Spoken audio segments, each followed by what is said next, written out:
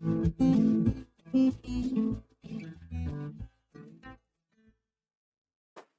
बच्चों, तो कैसे हैं आप सब। मैं राहुल कुमार मिश्रा स्वागत करता हूं आप सभी का हमारे अपने प्यारे से चैनल पढ़ो तो ऐसे में। स्टूडेंट्स, आज हम पढ़ने वाले हैं क्लास 9 का एक बहुत ही इंपॉर्टेंट चैप्टर फिजिक्स का, जो कि है वर्क, पावर एंड एनर्जी।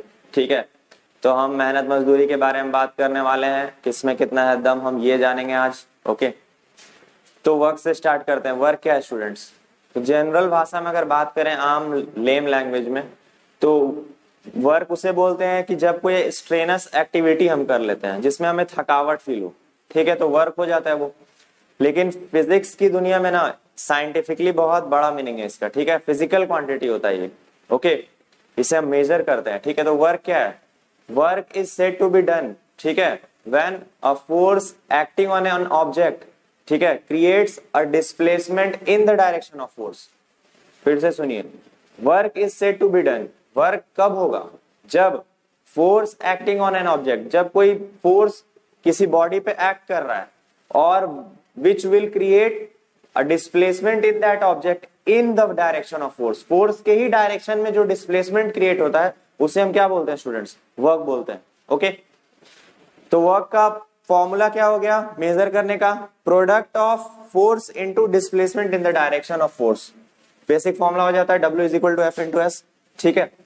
अच्छा, इसका ये स्केलर क्वांटिटी होता है स्टूडेंट्स, ठीक है। क्यों? क्योंकि vector into vector quantity multiplied है आपस में। जब दो वेक्टर क्वांटिटीज आपस में मल्टीप्लाई होती है तो स्केलर बनता है। जब वेक्टर को वेक्टर से डिवाइड देंगे तो भी स्केलर क्वांटिटी बनेगा। ओके, अच्छा, एसआई यूनिट क्या होता है इसका? जूल होता है, ठीक है। और इसका सीजीएस यूनिट क्या होता है? अर्ग होता है, ठीक है। स्टूडेंट्स, ये जो फॉर्मूला है ना, ये एक्चुअल बेसिक फॉर्मूला नहीं है, ठीक है। बेसिक फॉर्मूला में एंगल भी इंक्लूड हो जाएगा, ठीक है। आइए उसे समझते हैं। मान लीजिए जैसे हम फोर्स इस पॉइंट पे लगाए, यहाँ पे इस ऑब्जेक्ट पे, ठीक है, इस ऑब्जेक्ट पे इस डायरेक्शन में फोर्स लग रहा है और इस ऑब्जेक्ट का डिस्प्लेसमेंट हो रहा है उस साइड, थीटा एंगल के साइड, ठीक है। फोर्स और डिस्प्लेसमेंट के बीच में एंगल कितना है? फोर्स का डायरेक्शन तो ये रहा, ठीक है, और डिस्प्लेसमेंट का डायरेक्शन वो है। इन दोनों के बीच में एंगल कितना बन रहा है? थीटा बन रहा है, ठीक है। अच्छा, तो हमें फॉर्मूला क्या मिला हुआ? वर्क डन का force into displacement in the direction of force. Force तो हमारा एफ लग रहा है, क्लियर है, लेकिन displacement in the direction of force क्या होगा? Displacement in the direction of force क्या ये है? नहीं, फोर्स के डायरेक्शन से तो बिल्कुल अलग है इसका direction. Displacement in the direction of force ये हो जाएगा स्टूडेंट्स, ठीक है, ये वाला पार्ट हो जाएगा, ठीक है। राइट ट्रायंगल बनता है। ओके, तो ये पार्ट हो जाएगा displacement in the direction of force, OB. अब ट्रिग्नोमेट्री आपने होप है कि पढ़ लिया है, ठीक है। तो इन ट्रायंगल ओ बी ए क्या बनता है हमारा? Cos theta. कॉस थीटा का वैल्यू क्या होता है? Base by hypotenuse. बेस क्या है? ओ बी, हाइपोटेन्यूज क्या है? ओ ए। तो मतलब ओ ए का वैल्यू एस है, हमें पता है एस डिस्प्लेसमेंट हुआ ऑब्जेक्ट का यहां से यहां तक, तो ओबी का वैल्यू कितना आ गया स्टूडेंट्स? S cos theta. अब ओबी का वैल्यू हम यहाँ पुट कर देंगे और वर्क डन का जो बेसिक हमारा मेन फॉर्मूला आएगा वो है एफ एस कॉस थीटा, ठीक है। ये हमारा हो गया बेसिक फॉर्मूला वर्क डन का। ओके, अब बस थीटा पे भी डिपेंड करता है वर्क डन कि angle between displacement and force कितना है, उस पे भी डिपेंड करता है हमारा वर्क डन, ठीक है स्टूडेंट्स। अगर हमारा एंगल 0 हो गया, मतलब अगर हमारा डिस्प्लेसमेंट फोर्स के डायरेक्शन में हो रहा है, जैसे कि ये पेन है, इस पेन को मैं पुश कर रहा हूं, देखिए फोर्स के डायरेक्शन में डिस्प्लेस होते जा रहा है आगे, मतलब एंगल क्या है दोनों के बीच में? 0 डिग्री। तो 0 डिग्री, तो थीटा 0 डिग्री पे 1 होता है वैल्यू, मतलब डब्ल्यू क्या हो गया? एफ एस हो गया, ठीक है। अच्छा, जब डिस्प्लेसमेंट आपका ऐसा हो कि उसके साथ जो फोर्स का एंगल बन रहा है ना वो लेस देन 90 डिग्री बन रहा है, 0 डिग्री और 90 डिग्री के बीच में अगर एंगल रहेगा तो वर्क डन हमेशा पॉजिटिव रहता है, ठीक है, ये याद रखना है आपको। इसका केस कैसा हो गया? इस केस में ऐसा हो जाएगा कुछ जैसे, मान लीजिए ऑब्जेक्ट है और हम उसे इस तरफ क्या कर रहे हैं? पुल कर रहे हैं और डिस्प्लेसमेंट इस तरफ हो रहा है। ये एंगल मान लीजिए हमने लिया 60 डिग्री, 60 डिग्री के एंगल से हम मान लीजिए इसे फोर्स दे रहे हैं इस साइड और डिस्प्लेसमेंट हमारा इस साइड हो रहा है, ठीक है। तो ये हो गया हमारा एक एक्यूट एंगल का केस, तो ये पॉजिटिव वर्क डन होगा यहाँ पे। कब तक पॉजिटिव वर्क डन होगा? जब तक फोर्स 90 डिग्री से इस तरफ लगेगा, 0 डिग्री से लेके 90 डिग्री के बीच में, इस क्वाड्रेंट के बीच में जहां फोर्स लगेगा वर्क डन हमेशा पॉजिटिव होना है, क्योंकि डिस्प्लेसमेंट भी इधर ही हो रहा है, ठीक है स्टूडेंट्स। अब आते हैं थर्ड में, जब डिस्प्लेसमेंट हमारा ना परपेंडिकुलर हो जाएगा फोर्स के, मतलब फोर्स मान लीजिए अब लगेगा यहाँ पे, ठीक है, फोर्स यहाँ पे अब लगेगा और डिस्प्लेसमेंट 90 डिग्री पे हो रहा है, वहां पे कोई वर्क डन नहीं होता। इसका केस हम देखेंगे, वो याद है सर्कुलर मोशन, थ्रेड में स्टोन बांधकर हम घुमाए थे, ठीक है, मोशन चैप्टर में। तो अब आगे वही करने वाला हूँ, ठीक है, उसको एक्सप्लेन करने वाला। तो वहां पे वर्क डन जीरो होगा स्टूडेंट्स। कितनी इंटरेस्टिंग बात है, हम घुमाते रहे, घंटों तक घुमाते रहे उसे, लेकिन वर्क डन साइंटिफिकली नहीं हो रहा है, ठीक है। वर्क डन डिस्प्लेसमेंट भी देना चाहिए हमारा। अगर मान लीजिए घंटों हम दीवार को पुश कर रहे हैं, दीवार घसकना ही नहीं है, तो कोई वर्क नहीं हुआ, साइंटिफिकली कोई वर्क नहीं हुआ, ठीक है स्टूडेंट्स। बहुत ही इंटरेस्टिंग फैक्ट है। अच्छा, उसके बाद आता है when displacement and force are at obtuse angle, जब इनके बीच एंगल जो है ना 90 डिग्री से ज्यादा हो जाए, मतलब ऑब्जेक्ट ऐसा कुछ है, ठीक है, ऑब्जेक्ट ऐसा कुछ है,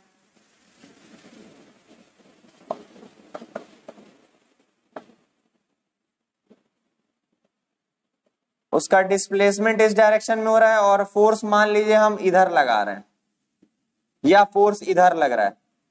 ये एंगल कितना हो गया स्टूडेंट्स, ये 90 डिग्री से ज्यादा हो गया, ये भी एंगल 90 डिग्री से ज्यादा हो गया, ये तो 180 हो गया। तो जैसे ही एंगल 90 डिग्री से ज्यादा होने लगेगा, मतलब क्या होगा, वो फोर्स क्या करेगा, इसका स्पीड को डिक्रीज करने की कोशिश करेगा, तो वहां नेगेटिव वर्क डन होता है। नेगेटिव वर्क जहां भी होगा स्टूडेंट्स, आप यही पाएंगे कि बॉडी का जो गति है, जो स्पीड है, वो घट रहा है, ठीक है। इसका एग्जाम्पल देख लेंगे आगे हम, ठीक है, आप सोचिए तब तक, ठीक है। आशा है आप सोच लेंगे सही आंसर, ठीक है। और अगर सही आंसर गेस कर लिया है आपने, तो कमेंट बॉक्स में कमेंट कर मुझे जरूर बताएं, मुझे पता चल जाना है, ठीक है। तब तक नोट करिए इसे आप। तो स्टूडेंट्स आइए 1 जूल ऑफ वर्क का डेफिनेशन देखते हैं। तो 1 जूल ऑफ वर्क क्या है? 1 joule of work is the amount of work done when 1 Newton of force is applied on an object which displaces it by 1 meter in the direction of force, ठीक है। हम क्या कर रहे हैं, हम 1 न्यूटन का अगर फोर्स किसी ऑब्जेक्ट में लगाएं और उस ऑब्जेक्ट को 1 मीटर से उसी के डायरेक्शन में, फोर्स के डायरेक्शन में अगर डिस्प्लेस कर दें, तो जितना अमाउंट ऑफ वर्क डन हुआ उसे ही हम बोलते हैं 1 जूल ऑफ वर्क, ठीक है। अच्छा, ये हो गया स्टोन वाला एग्जांपल जो मैंने बताया, ठीक है, कि स्टोन को हमने वर्ल किया सर्कुलर मोशन में, तो क्या होता है, हर एक पॉइंट पे स्टोन का जो डायरेक्शन है डिस्प्लेसमेंट का और फोर्स का जो डायरेक्शन है, उनके बीच में एंगल कितना है, 90 डिग्री। तो इसीलिए हमारा जो वर्क डन होगा वो हमेशा क्या होगा, जीरो होगा, ठीक है। तो नोट कर लीजिएगा इसे, ओके, इंपॉर्टेंट क्वेश्चन है ये। अच्छा, और एक चीज क्या है, example of A negative work मैं बता देता हूँ। Example of negative work, negative work कब होता है? नेगेटिव वर्क जनरली तब होता है जब ऑब्स्ट्यूज एंगल बनता है, फोर्स और डिस्प्लेसमेंट के बीच में ऑब्स्ट्यूज एंगल बनेगा, ठीक है। यहाँ पे हम देख लेते हैं, देखिए पॉजिटिव वर्क होता है जब एक्यूट एंगल रहेगा, ठीक है। तो नेगेटिव वर्क यहाँ पे लिख लेना है कि एट ऑब्स्ट्यूज एंगल, ठीक है। इसका मतलब क्या हो जाता है, एट ऑब्स्ट्यूज एंगल का मतलब है थीटा जो है आपका वो 90 डिग्री से बड़ा हो जा रहा है, ठीक है, ये मतलब हो जा रहा है आपका, ठीक है। अच्छा, और पॉजिटिव वर्क कब होता है, एक्यूट एंगल पे, जब 90 डिग्री से हम कम रखते हैं एंगल, ठीक है। 0 और 90 के बीच में जब थीटा हमारा रहेगा तो पॉजिटिव वर्क होगा वहां पे, ओके। तो नोट कर लीजिएगा इसे। हम आगे बढ़ते हैं। तो फ्रिक्शनल वर्क होता है, जो फ्रिक्शन जो क्रिएट करता है ना वर्क, उसे हम बोलते हैं क्या, वो नेगेटिव वर्क का एग्जांपल है। जैसे मान लीजिए हम बॉल को रोल किए ग्राउंड में, ठीक है, ग्राउंड में बॉल को रोल कर रहे हैं और फ्रिक्शनल फोर्स क्या करता है, उसके स्पीड को घटाने का काम करेगा। देखिए जो भी नेगेटिव वर्क वाले चीजें होंगे ना, जो भी जहां भी नेगेटिव वर्क क्रिएट होगा ना, वहां पे आप जरूर देखिएगा एक चीज कि वो वहां पे स्पीड जो है ना ऑब्जेक्ट का वो डिक्रीज करता है अमूमन, ठीक है। तो समझ लीजिए कि वहां वर्क कैसा है, नेगेटिव वर्क हो रहा है, ओके। और वर्क यहाँ पे जैसे बॉल को रोल किया हमने ग्राउंड में, तो वर्क नेगेटिव कौन कर रहा है, फ्रिक्शनल फोर्स वर्क नेगेटिव कर रहा है, ठीक है। फ्रिक्शनल फोर्स का डायरेक्शन किस डायरेक्शन में रहेगा, बॉल के अपोजिट डायरेक्शन में, तभी तो बॉल को धीरे करते चल जाएगा, ओके। तो एक नेगेटिव वर्क का एग्जाम्पल हो जाता है जो भी फ्रिक्शनल वर्क होता है हमारा, ठीक है। और भी आगे एग्जाम्पल्स हायर क्लासेस में आपको पढ़ने मिलेगा, सुनिएगा आप। विस्कस फोर्स होता है, ठीक है। विस्कस फोर्स क्या होता है, विस्कस फोर्स क्या होगा बताइए स्टूडेंट्स, या बायंसी फोर्स जो भी है, ठीक है। मान लीजिए जैसे हमने मान लीजिए हनी है आपके पास, हनी का एक कंटेनर है, आपने एक आयरन बॉल उसमें गिरा दिया, ठीक है। देखिएगा बॉल फिर नीचे धीरे धीरे आने लगता है और स्पीड उसका कम होने लगता है, तो वो घट रहा है ना स्पीड विस्कस फोर्स के कारण। तो यहाँ पे विस्कस फोर्स क्या कर रहा है, नेगेटिव वर्क कर रहा है, ओके। चलिए नोट कर लीजिए इसे।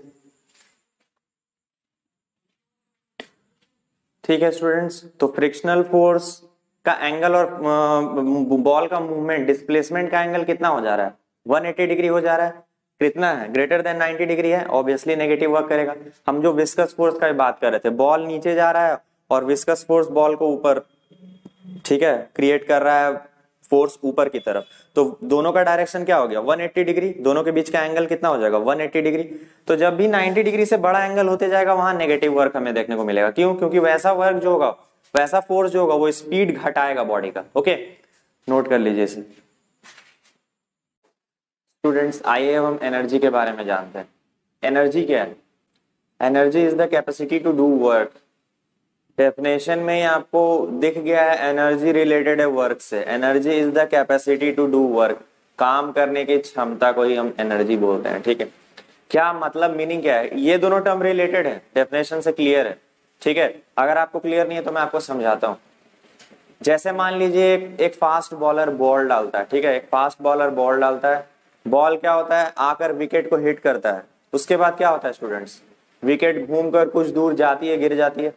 ये जो घूम कर जाती है और गिर जाती है, ये क्या हुआ, वर्क हुआ। विकेट उखड़ गया, ये क्या हुआ, वर्क हुआ। लेकिन जो बॉल आ रहा था, बॉल आ रहा था तो उसके पास क्या था, एनर्जी था। वो एनर्जी अपना यूज किया बॉल विकेट को उखाड़ने में। ठीक है, विकेट को उखाड़ना क्या हो गया, विकेट का उखाड़ना काम हो गया। और बॉल का जो बॉल आ रहा था, जो वो एनर्जी लेकर आ रहा था अपने साथ। ठीक है, तो यहां पर एक चीज हमने क्या समझा कि जिस चीज के पास एनर्जी होगा उसके पास वर्क करने की कैपेसिटी होती है। यही तो डेफिनेशन है, energy is what, capacity to do work. तो if something has energy, that object has the capacity to do work. ठीक है, इसलिए रिलेटेड है। उसी तरह एग्जांपल आप ले लीजिए, मान लीजिए लार्ज हाइट पे वाटर है, जैसे हाइड्रो इलेक्ट्रिक पावर प्लांट्स में होता है। क्या होता है, लार्ज हाइट से हम पानी को, वाटर को फॉल कराते हैं नीचे, और उस फॉल करने के कारण जो एनर्जी वाटर लेके आता है ऊपर से, उसी से क्या होता है, टरबाइन घूमता है, मतलब वर्क होता है हमारा। क्लियर हुआ अब? तो एनर्जी और वर्क आपस में रिलेटेड टर्म है, एसोसिएटेड है टर्म। ठीक है, अच्छा, क्वेश्चन बन जाता है कि how does anything possess energy do work. अभी पता चल गया आपको, ये जो भी चीज मैंने बताया, आपने एक चीज कॉमन किया। यहाँ क्या चीज कॉमन है, स्पीड कॉमन है, वेलोसिटी होती थी उसके पास। ठीक है, तो क्या हो रहा है यहां पर देखिए स्टूडेंट्स की any object which has energy exerts a force on an object. Obvious सी बात है, बॉल अगर आ रहा है बहुत हाई स्पीड से तो क्या करेगा, वो फोर्स जनरेट करेगा विकेट पे, तब ना विकेट जाता है आगे दूर तक, डिस्प्लेसमेंट होता है विकेट्स में। उसी तरह पानी लार्ज हाइट से नीचे गिर रहा है, तब ना टरबाइन में डिस्प्लेसमेंट होने लगता है। ठीक है, होता है कि नहीं, मूव करने लगता है कि नहीं टरबाइन। तो क्या हो रहा है यहाँ पे सब जगह क्या है, फोर्स आ रहा है। क्यों, उसके वेलोसिटी के कारण फोर्स इंपार्ट किया वो। तो क्या हुआ, अपना एनर्जी ट्रांसफॉर्म कर दिया वो दूसरे फॉर्म में। ठीक है, अपना एनर्जी ट्रांसफॉर्म कर दिया दूसरे फॉर्म में। ओके, तो इसी के लिए हम क्या बोलते हैं कि anything that possesses energy can do work. ठीक है, दूसरा एग्जांपल हो जाता है जब हम हैमर से नेल को ठोकते हैं दीवार में, तो क्या होता है, हैमर को कुछ हाइट से लाते हैं। अब जब ला रहे होते हैं तो क्या होता है, हैमर में एनर्जी बनते जाता है, और वही एनर्जी हैमर इंपार्ट कर देता है नेल को, और नेल डिस्प्लेस हो जाता है अंदर की ओर वॉल में।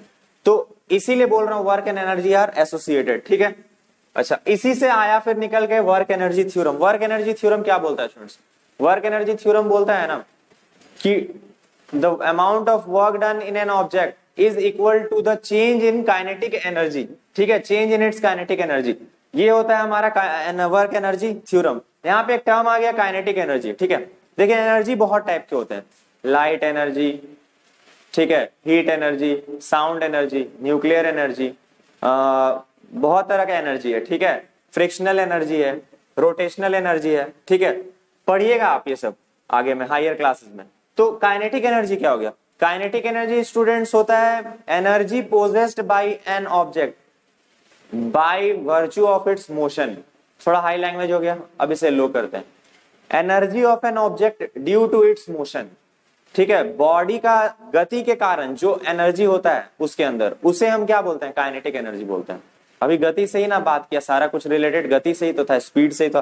कोई भी ऑब्जेक्ट कुछ स्पीड से आ रहा है, वो एनर्जी इंपार्ट कर दे रहा है दूसरे ऑब्जेक्ट को, और दूसरा ऑब्जेक्ट क्या हो रहा है, मूव करने लग जा रहा है, मतलब वर्क हो गया दूसरे ऑब्जेक्ट में। तो वही amount of work done on an object is equal to the change in its kinetic energy. ठीक है, अब मान लीजिए क्या हो रहा है, जैसे मान लीजिए एक बॉल है, मास m है उसका, वो u इनिशियल वेलोसिटी से मूव कर रहा था, अब उस पे फोर्स लगा F आके, s डिस्टेंस की डिस्प्लेसमेंट के बाद हम क्या देख रहे हैं, उसका वेलोसिटी v हो गया है। तो कितना वर्क हुआ यहाँ पे निकालना है हमें। ठीक है, ये अपने आप आ जाएगा आपका, देखिए कैसे होगा। वर्क डन Fs होता है, क्लियर है। फिर वर्क डन को हम लिख सकते हैं, F का वैल्यू क्या होता है, mass into acceleration into s, work done का हो गया पूरा फॉर्मूला। अच्छा, अब एक्सेलरेशन का वैल्यू कैसे निकालेंगे स्टूडेंट्स, तो हम वापस जाएंगे काइनेमेटिकल इक्वेशन में। अब यही चीज, तीन चीज यहाँ पे दिया हुआ है ना, v, u और s, a का वैल्यू निकाल लेंगे हम यहाँ से। a का वैल्यू ये आया, a का वैल्यू यहाँ पुट कर दिए, जैसे ही पुट किया हमें ये मिला, half mv square minus half mu square. तो ये चूंकि देखिए यहाँ पे वेलोसिटी इंक्लूड हो गया है, फाइनल वेलोसिटी और इनिशियल वेलोसिटी, इसी के लिए इसको टर्म दिया गया फाइनल काइनेटिक एनर्जी और इसको टर्म दिया गया इनिशियल काइनेटिक एनर्जी। ठीक है, तो वर्क डन हमारा क्या हो गया, final kinetic energy minus initial kinetic energy या चेंज इन काइनेटिक एनर्जी, ये होता है वर्क डन हमारा किसी भी ऑब्जेक्ट में। यही है वर्क एनर्जी थ्योरम। ठीक है, नोट करिए इसे। अब आगे हम काइनेटिक एनर्जी और पोटेंशियल एनर्जी के बारे में बात करते हैं। तो स्टूडेंट्स आइए अब हम मैकेनिकल एनर्जी के बारे में बात करते हैं। मैकेनिकल एनर्जी क्या होता है, मैकेनिकल एनर्जी वो एनर्जी है जो ऑब्जेक्ट पोजेस करता है या ऑब्जेक्ट के पास होता है, किसके कारण, या तो उसके मोशन के कारण, या तो उसके पोजीशन के कारण, या तो उसके शेप के कारण। ठीक है, उसका चेंज इन शेप के कारण भी। तो अगर मोशन के कारण एनर्जी है ऑब्जेक्ट में, तो उसे हम उस एनर्जी को बोलते हैं काइनेटिक एनर्जी। मोशन मतलब स्पीड, वेलोसिटी, गति के कारण energy of an object due to its motion, तो क्या है वो काइनेटिक एनर्जी। और पोटेंशियल एनर्जी क्या होता है, energy of an object due to its position और शेप, ये होता है पोटेंशियल एनर्जी। ठीक है, अब जैसे मान लीजिए इनिशियली कोई मास m है, उसका वेलोसिटी क्या है, 0 है, हम F फोर्स उस पे लगाए, आफ्टर टाइम t क्या हो गया, मास v वेलोसिटी गेन कर लिया। ठीक है, तो यहाँ पे ये क्या हो गया, पहले काइनेटिक एनर्जी ऑब्जेक्ट में नहीं थी, अब आ गई है काइनेटिक एनर्जी, वेलोसिटी गेन कर लिया है। और काइनेटिक एनर्जी क्या है, energy of an object due to its velocity, motion. ठीक है, तो हम ये फॉर्मूला पहले देख चुके हैं वर्क एनर्जी थ्योरम में। तो kinetic energy is equal to क्या हो गया, half mv square minus u square, u कितना है 0 यहाँ, तो काइनेटिक एनर्जी हमारा कितना आ गया, हाफ mv स्क्वायर। ठीक है, एक पर्टिकुलर वेलोसिटी पे अगर ऑब्जेक्ट ट्रेवल कर रहा है तो उस टाइम पे उसका काइनेटिक एनर्जी कितना होगा, हाफ mv स्क्वायर। ठीक है, अच्छा, किसी भी ऑब्जेक्ट के पास मास है और वेलोसिटी है, तो हम जान रहे हैं कि उस ऑब्जेक्ट के पास मोमेंटम भी जरूर होगा स्टूडेंट्स, हम पिछले ही चैप्टर में देख चुके हैं लॉज ऑफ मोशन में। तो मोमेंटम यहाँ पे p का वैल्यू कितना हो जाएगा, mass into its velocity mv। अच्छा, काइनेटिक एनर्जी ये फॉर्मूला है, हम ऊपर नीचे मास से मल्टीप्लाई कर दिए तो ऐसा कुछ आ गया, ऊपर में m square v square by m, m square v square का मतलब क्या हो गया स्टूडेंट्स, mv का whole square by 2m, mv का मतलब क्या है स्टूडेंट्स, p मतलब p स्क्वायर बाई 2m।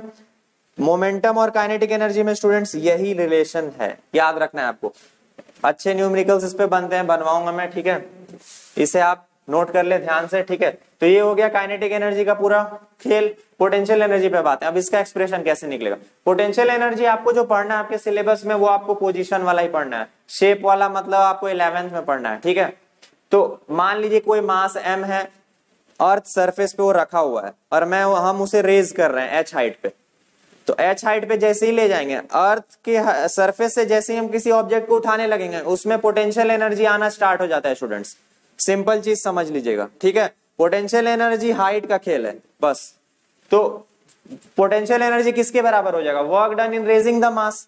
तो हमने कितना वर्क किया मास को रेज करने में, मास का वेट के बराबर फोर्स, और हाइट कितना बराबर, s के बराबर, डिस्प्लेसमेंट हाइट के बराबर, फोर्स हो गया वेट के बराबर। वेट कितना होगा, इस पेन का मान लीजिए m है मास, तो वेट कितना हो गया mg। तो पोटेंशियल एनर्जी कितना हो गया स्टूडेंट्स, mgh। तो यही हो जाएगा स्टूडेंट्स एक्सप्रेशन पोटेंशियल एनर्जी का, ये याद रखना है आपको।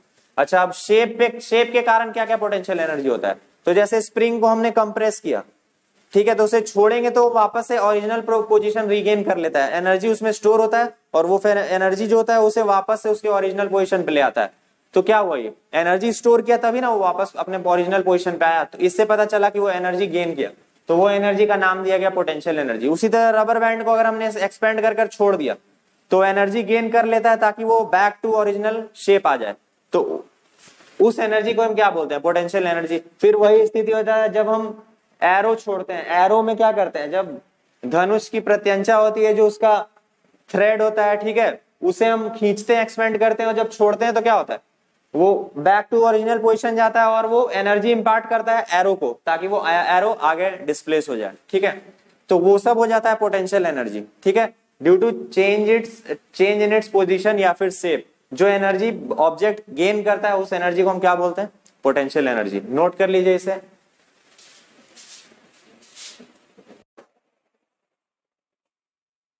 तो स्टूडेंट्स ये हो गई एनर्जी के बाद। अब एनर्जी का जो एसआई यूनिट है वो क्या है स्टूडेंट्स?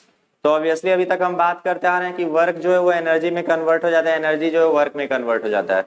तो ऑब्वियसली यूनिट ऑफ एनर्जी भी क्या होगा, same as that of work. ठीक है, तो यूनिट ऑफ एनर्जी क्या हो जाता है students, SI unit of energy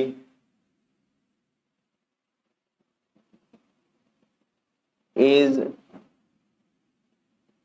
same as work. SI हो या सीजीएस हो, दोनों। ठीक है, unit of energy is same as work. ठीक है, तो क्या हो जाता है, या तो जूल होगा और नहीं तो फिर अर्ग हो जाएगा सीजीएस में। ठीक है, ये बात आपको फिर नोट कर लेनी है अच्छे से कि unit of energy is same as work, joule या फिर अर्ग। ठीक है,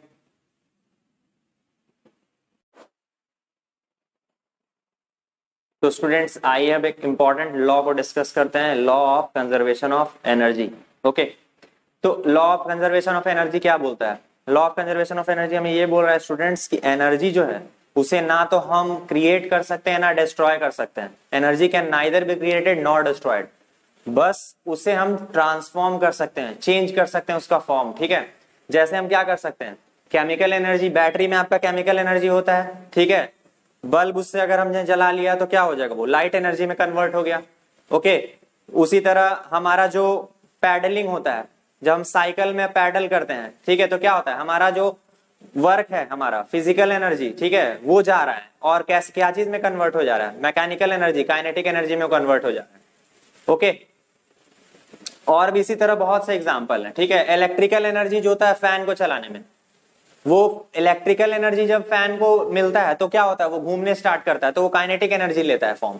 तो इस तरह से हम देख रहे हैं एनर्जी एक से दूसरे में फॉर्म में चेंज हो जा रहा है। अब एक चीज और है, फैन को जब हम इलेक्ट्रिकल एनर्जी दी तो काइनेटिक एनर्जी तो प्रोड्यूस होती है, साथ में हीट एनर्जी भी प्रोड्यूस होती है, पंखे के अंदर हीट भी जनरेट होता है, तो फॉर्म बदलता है, बस और कुछ नहीं है। जैसे मान लीजिए बॉम्ब है, बॉम्ब फटा, बॉम्ब फटेगा तो क्या क्या एनर्जी रिलीज करेगा, बॉम्ब में क्या थी, केमिकल एनर्जी। ठीक है, मान लीजिए ये बॉम्ब है, ठीक है, बॉम्ब में इनिशियली क्या है, केमिकल एनर्जी।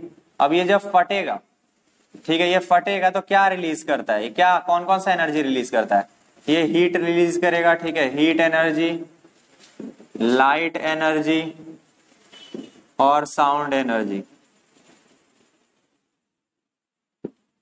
ठीक है, तो ये केमिकल एनर्जी कन्वर्ट हो गया इन तीनों फॉर्म्स में। ओके स्टूडेंट्स, तो ये हो गया best example. Energy can neither be created not destroyed, energy को ना क्रिएट किया सकता है ना डिस्ट्रॉय किया सकता है, वो बस ट्रांसफॉर्म होता है। ठीक है, तो ये होता है law of conservation of energy. अब इसे प्रूव करते हैं हम, law of conservation of energy mechanical energy के केस में प्रूव करते हैं। मैकेनिकल एनर्जी कितने टाइप्स की स्टूडेंट्स अभी पढ़ा है मैंने, दो टाइप की, काइनेटिक और पोटेंशियल। तो ये आपस में कन्वर्ट होते रहती है। ठीक है, इसके बारे में समझते हैं। आइए इस लॉ को कैसे प्रूव करते हैं वहां देखिए। जैसे मान लीजिए h हाइट पे एक बॉल है, ठीक है, ग्राउंड से h हाइट पर एक बॉल है। ओके, h हाइट पे एक बॉल है, यहां से एक बॉल ड्रॉप किया गया। ठीक है, इसका इनिशियल वेलोसिटी यहाँ पे कितना होगा, ड्रॉप करते हैं तो हमेशा 0 होता है। ओके, ये चीज को आपको लिख लेना है। ठीक है, ये हाइट है h। ठीक है, अच्छा, बॉल का मास m है। ओके स्टूडेंट्स, ठीक है, अब बॉल जैसे जैसे नीचे आते जाएगा, ठीक है, मान लीजिए हमने इस पॉइंट पे बॉल को लाया और फिर लास्ट में एकदम यहां आ गया। ठीक है, m, यहाँ पे तो इनिशियल वेलोसिटी 0 है, लेकिन यहाँ तो v वेलोसिटी कुछ तो होगी ना स्टूडेंट्स, यहाँ v वेलोसिटी, फाइनल वेलोसिटी कुछ तो होगा, क्योंकि स्पीड तो बढ़ते जाता है जब भी गिरता है बॉल नीचे। ठीक है, ग्रेविटी के कारण। ओके, तो हम 3 केसेस देखने वाले हैं। ठीक है, ये थर्ड पॉइंट हो गया, ये फर्स्ट पॉइंट है। ठीक है, ये पॉइंट 1 है, इस हाइट पे पॉइंट 2 है और यहाँ पे पॉइंट हमारा 3 है। ठीक है, हम ये चीज का स्टडी करने वाले हैं। ठीक है, ये 0.2 है और ये 0.3 है। ठीक है स्टूडेंट्स, ये हाइट h है टोटल आपका।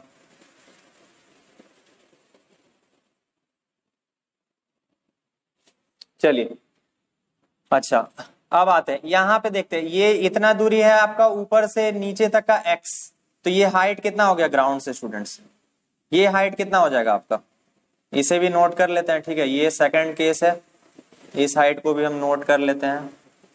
ये हाइट कितना हो गया स्टूडेंट्स, h माइनस एक्स। ठीक है, सेकंड पोजीशन के लिए हम बना रहे हैं, यहाँ पे तो हाइट 0 है। ठीक है, यहाँ पे हाइट क्या है, इस पोजीशन पे तो हाइट क्या है, 0 है। ठीक है, चलिए फर्स्ट पॉइंट के लिए एट वन, एट वन क्या क्या है स्टूडेंट्स, एट वन हमारा u कितना है, 0 है, देयरफॉर काइनेटिक एनर्जी कितना हो जाएगा, 0 हो जाएगा। ठीक है, अच्छा ke1 0 हो जाएगा। पोटेंशियल एनर्जी हमारा कितना होगा स्टूडेंट्स एट वन पे, mass of the ball into acceleration due to gravity into height. ठीक है, तो टोटल एनर्जी एट वन हमारा कितना आ गया, TE1 हमारा, तो हमारा टोटल एनर्जी क्या हो जा रहा है स्टूडेंट्स, TE1 एट 0.1 क्या हो जा रहा है, kinetic energy eight 0.1 plus potential energy at 0.1। Kinetic energy हमारा फर्स्ट पॉइंट पे कितना है स्टूडेंट्स, क्योंकि वेलोसिटी वहां 0 है इसलिए काइनेटिक एनर्जी 1 क्या है, 0 है। और पोटेंशियल एनर्जी एट हाइट पे, h हाइट पे कितना रहता है, mgh, तो देयरफॉर टोटल एनर्जी एट 1 कितना आ गया स्टूडेंट्स, mgh। याद रखिएगा इसे, हमें इतना ही लाना है हर जगह, हर एक पॉइंट पे टोटल एनर्जी को, तब हमारा law of conservation of energy prove हो जाएगा। चलते हैं एट 0.2। ठीक है, एट 0.2, एट टू में क्या हो रहा है स्टूडेंट्स, यहाँ पे आपको ध्यान देने वाला बात है, एट 2 में जो हमारा हाइट है वो कितना हो गया, h माइनस एक्स, तो PE2 कितना हो जा रहा है, mgh माइनस एक्स। हाइट कितना है ग्राउंड से, h माइनस एक्स। तो पोटेंशियल एनर्जी हमारा, पोटेंशियल एनर्जी हमारा हमेशा सरफेस से काउंट होगा, याद रखिएगा, यहां से मत काउंट कर दीजिएगा, हमेशा सरफेस से पोटेंशियल एनर्जी काउंट होगा। तो mgh माइनस एक्स हो गया पोटेंशियल एनर्जी 2 पॉइंट पे। अब आते हैं काइनेटिक एनर्जी पे, काइनेटिक एनर्जी एट 2 कितना हो जाएगा students, half m v2 square. Velocity at 2 point पे कितना होगा, अब v2 स्क्वायर हमें निकालना होगा, चलिए निकालते हैं उसे हम। ठीक है, v2 स्क्वायर कैसे निकालेंगे हम स्टूडेंट्स, चलिए हम करेंगे v2 square minus u square is equal to 2gh minus x, 2gx actually में। ठीक है, क्या हुआ स्टूडेंट्स, हमने यहां से यहां तक बॉल को लाया, ड्रॉप किया, तो यहां से यहां तक बॉल आया ना, तो कितना डिस्टेंस ट्रेवल किया, x डिस्टेंस। एक्सेलरेशन कितना होता है स्टूडेंट्स, g लगता है डाउनवर्ड्स, हमने देख लिया है लॉज ऑफ मोशन चैप्टर में, g डाउनवर्ड्स लग रहा है। ठीक है, इनिशियल वेलोसिटी कितना है स्टूडेंट्स, 0, तो 2gx के बराबर हो गया, v2 स्क्वायर का वैल्यू यहां हमने पुट किया उसे, 2gx, ये और ये कटा, हमारा काइनेटिक एनर्जी एट 0.2 कितना आ गया स्टूडेंट्स, mgx। ठीक, mgx आ गया, तो देयरफॉर TE2 कितना हो रहा है स्टूडेंट्स, ke2। ठीक है, total energy at 2 is ke2 plus pe2। ठीक है, ke2 का वैल्यू कितना है students, mgx plus potential energy कितना आ गया स्टूडेंट्स,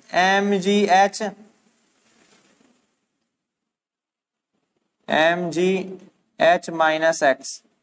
आप क्लियरली देख सकते हैं mgx plus mgh minus mgx, ये और ये कट गया, हमारा टोटल एनर्जी है 2 भी कितना आ गया स्टूडेंट्स, mgh के ही बराबर आ गया, देख लीजिए, देख लीजिए।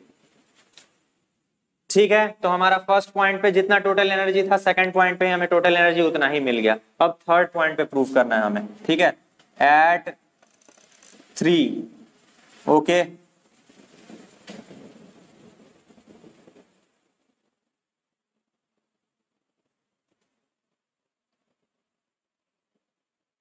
अब एट 0.3 पे आते हैं स्टूडेंट्स। एट 0.3 हमारा पोटेंशियल एनर्जी एट 0.3 क्या हो जाएगा स्टूडेंट्स, mg इंटू 0, हाइट 0 है, पोटेंशियल एनर्जी 0 हो गया है, इस पॉइंट पे हाइट तो 0 है तो पोटेंशियल एनर्जी 0 हो गया। अब चलते हैं काइनेटिक एनर्जी पे, काइनेटिक एनर्जी एट 0.3 कितना होगा स्टूडेंट्स, तो half M V three square होगा।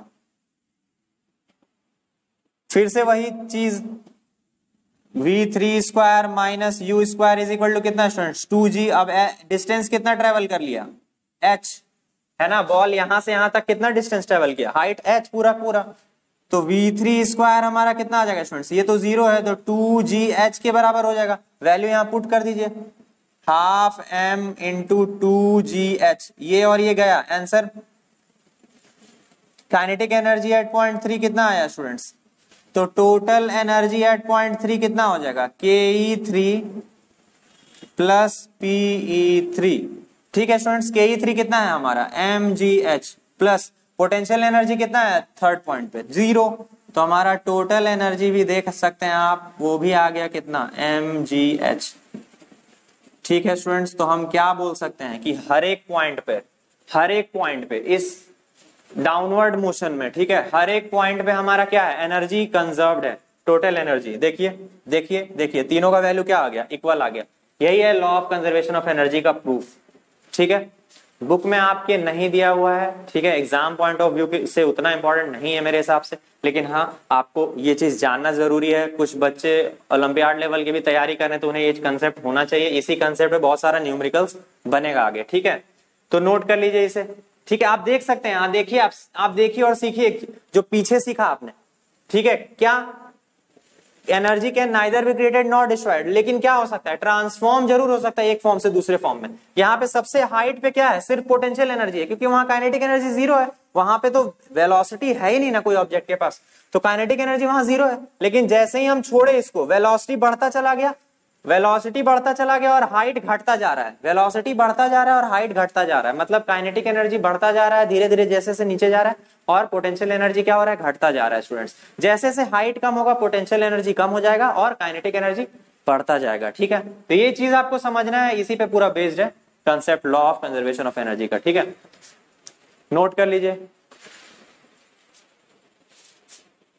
तो स्टूडेंट्स आइए अब हम आखिरी टॉपिक पे बात कर लें इस चैप्टर का, जो कि है पावर। ठीक है, पावर क्या है, पावर है work done per unit time. ठीक है, कौन कितना जल्दी कितना ज्यादा वर्क कर सकता है, उसके पास उतना ही ज्यादा पावर होगा। ठीक है, जैसे मान लीजिए हमें 10 किलो का एक बैग है, उसे उठाकर 1 किलोमीटर दूर ले जाना है। ठीक है, एक पर्सन है जो आधे घंटे में पहुंच गया और जो दूसरा पर्सन है वो 1 घंटे में पहुंच रहा है।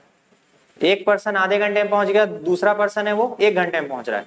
तो कौन ज्यादा इफिशियंट है, कौन ज्यादा फास्टली काम कर रहा है, वो पर्सन जो आधे घंटे में ही बैग को ले जा रहा है 1 किलोमीटर दूर। तो ऑब्वियसली उसके पास क्या होगा, पावर ज्यादा, इफिशियंसी उसकी ज्यादा है। ठीक है, तो पावर क्या हो जाता है, एक्चुअली में यही चीज है, ratio of work done and time, उसी को बोलते हैं पावर। ठीक है, अच्छा वर्क डन को हम F इंटू एस भी लिख सकते हैं बाई टी, पावर का फॉर्मूला है W बाई टी, तो F into S by T.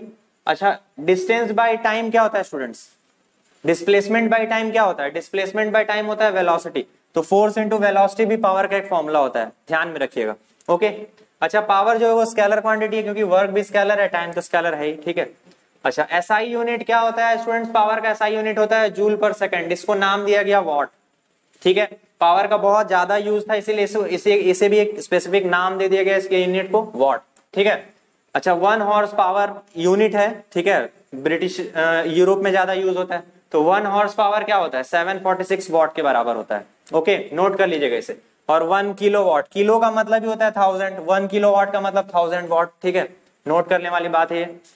अच्छा अब ये बात एक चीज समझने वाली है, जो ये जूल है हमारा एनर्जी का जो यूनिट है स्टूडेंट्स, जूल जो है ना बहुत छोटा क्वांटिटी है, मतलब हमारे घर में हाउस होल्ड में जितनी बिजली खपत होती है या कंपनीज वगैरह में, इंडस्ट्री में, उसके लिए जूल बहुत छोटी क्वांटिटी हो जाएगी।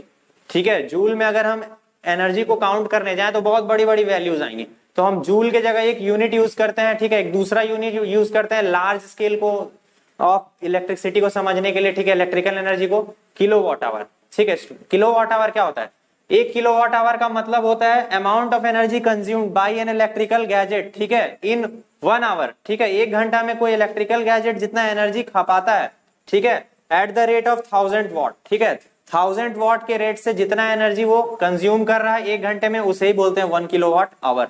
ओके, तो 1 किलो वॉट आवर का मतलब क्या हो गया, 1 kilo watt into 1 hour, 1 kilo watt का मतलब 1000 वॉट, 1 आवर का मतलब 60 इंटू 60 सेकेंड्स यानी कि 3600 सेकेंड्स।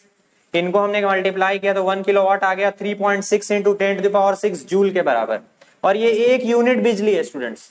आपने सुना होगा घर में इतना यूनिट का इतना रेट है, इतना यूनिट का इतना रेट है।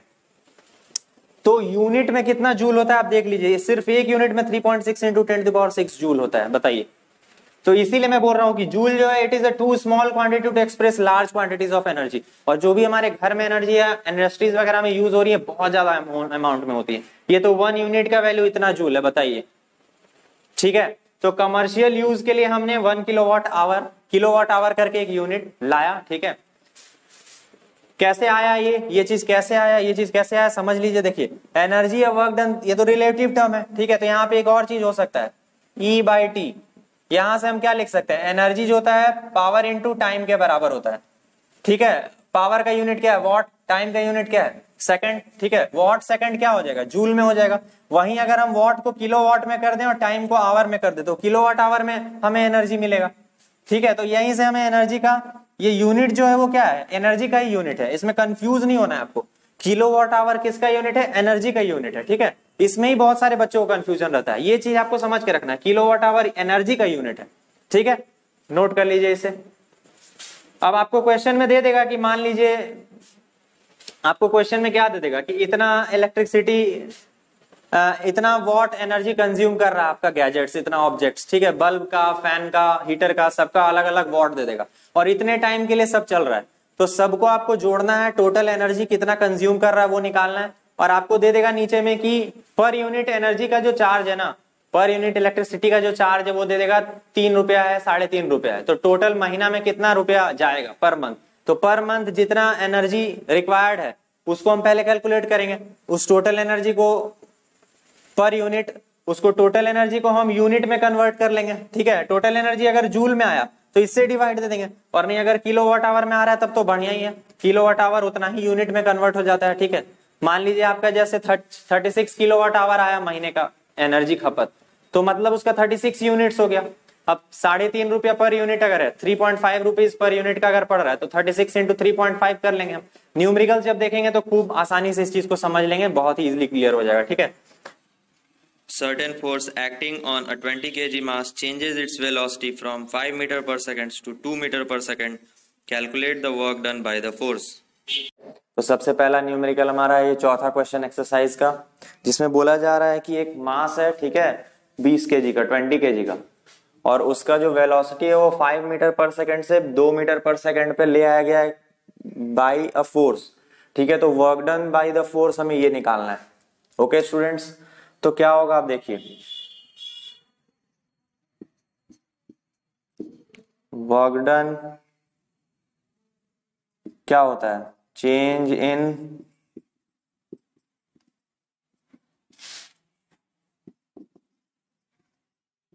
Kinetic energy. ठीक है, काइनेटिक एनर्जी फाइनल कितना है students, half mv² minus initial half mu²। हमारा फाइनल वेलोसिटी कितना हो जाता है, m कॉमन ले लेते हैं हम, v² माइनस u²। ठीक है, यहाँ पे लिखेंगे हाफ इंटू m कितना है स्टूडेंट्स 20 इंटू v कितना है स्टूडेंट्स 2 माइनस u कितना है स्टूडेंट्स 5। तो हाफ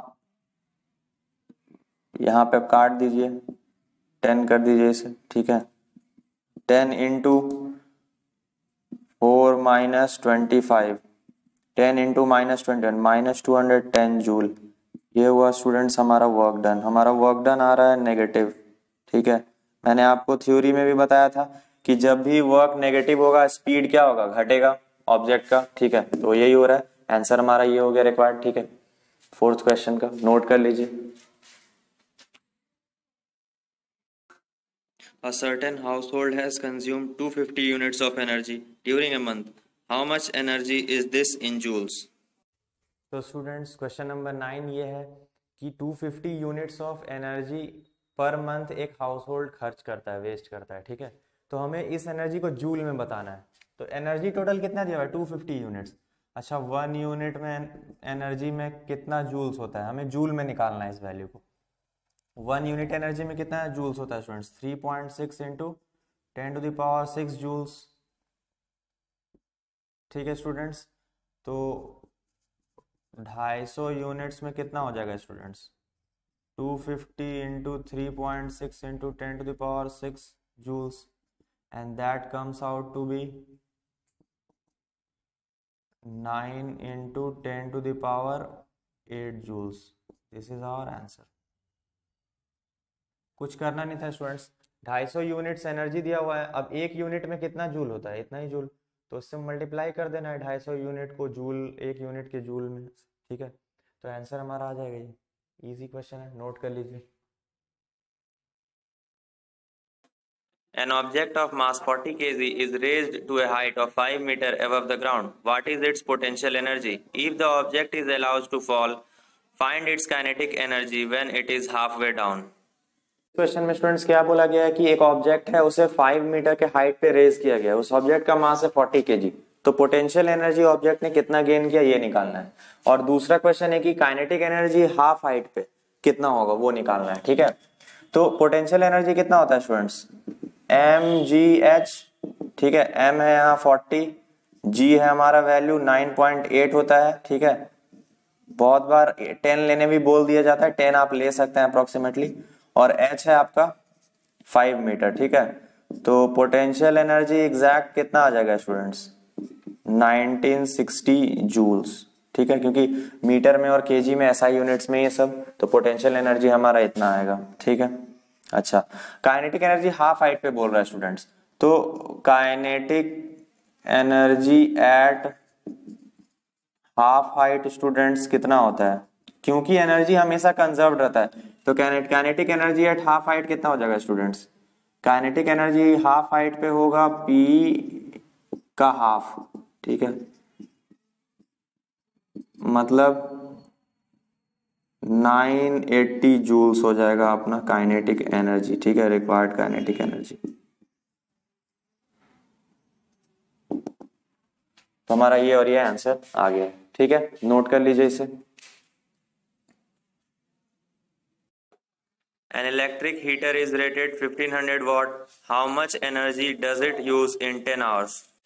तो स्टूडेंट्स हमारा जो 14th क्वेश्चन है वो ये बोल रहा है कि हीटर है, उसका पावर रेटिंग कितना है स्टूडेंट्स? 1500 वॉट। तो 10 आवर्स में वो कितना एनर्जी कंज्यूम करेगा, हमें ये निकालना है। ठीक है, तो पावर किलोवाट आवर में हम निकाल देते हैं इसे, सिंपल। तो 1500 वॉट का मतलब क्या होगा स्टूडेंट्स?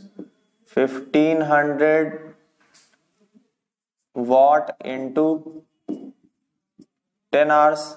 ठीक है, 1500 वॉट में कितना किलोवाट होता है स्टूडेंट्स? 1/1.5 kilowatt into 10 hours. ठीक है, मतलब एनर्जी हमारा कितना आ गया स्टूडेंट्स? 15 kilowatt hours. आंसर यही है। ठीक है, 15 किलोवाट आवर्स। ओके, या 15 यूनिट्स आ जाएगा, आप इसे जूल में बदल सकते हैं, या तो हम इसे ये भी लिख सकते हैं 15 यूनिट्स, और नहीं अगर आप इससे भी संतुष्ट नहीं है तो जूल में बदल लीजिए। कितना हो जाएगा? 15 इंटू 3.6 इंटू 10⁶ जूल। ठीक है, तो एनर्जी आ गया स्टूडेंट्स हमारा 54 इंटू 10⁶ जूल। ठीक है, ये भी लिख सकते हैं आप, नोट कर लीजिए।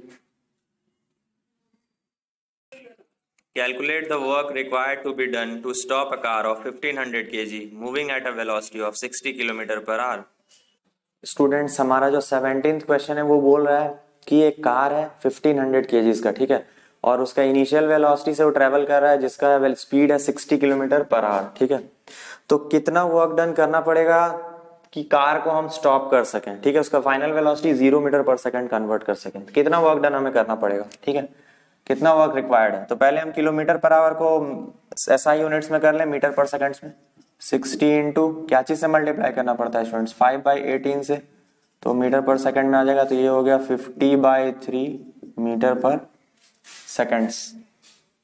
ओके, अच्छा, वर्क डन हमारा कितना हो जाएगा स्टूडेंट्स? वर्क डन हमारा फिर हो जाएगा चेंज इन काइनेटिक एनर्जी के बराबर।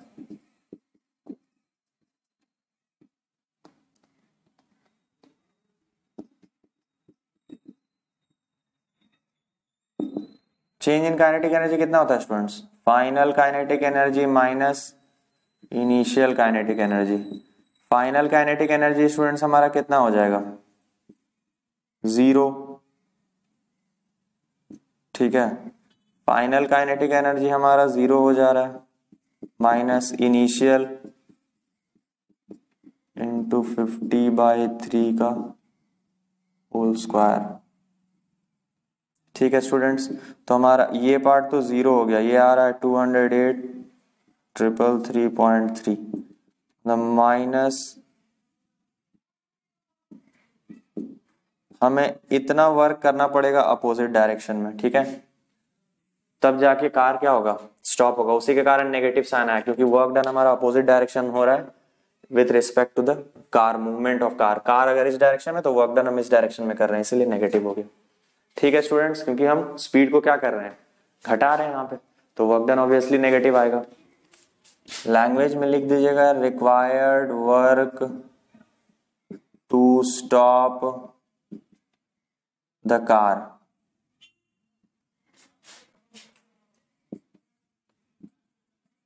वहां मैग्नीट्यूड डाल दीजिएगा आप खाली कि इतना अमाउंट ऑफ वर्क रिक्वायर्ड होगा।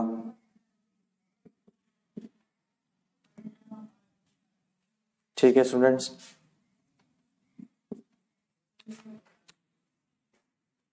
Find the energy in kilowatt hour consumed in 10 hours by 4 devices of power 500 watt each.